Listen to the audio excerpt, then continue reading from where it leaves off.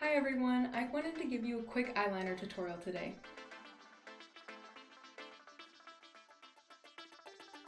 I would quickly like to preface that I do my eyeliner in a specific way to me, but there are many different ways to do eyeliner, so take a look around at some other videos.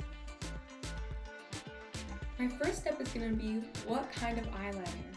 I personally use a felt tip pen for eyeliner because I find it much easier to use.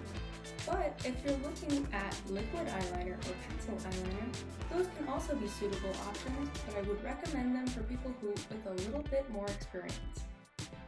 Now to start the wing, you're going to want to draw a line from the corner of your eye outward to meet the tip of the brow. Don't be upset if you don't have the right shape that you want yet, because down the line we can clean this up. My second step is going to be connecting that wing to the base of the eye. We do this by drawing the line from the tip of the eyebrow point about 2/3 down from that actual tip to go down and meet the eye. My third tip is going to be to fill in that wing. You're going to want to cover all that area in between those lines with your black felt tip, and I would recommend to use the side of it. And fourthly, I would recommend that you clean it up with a makeup wipe.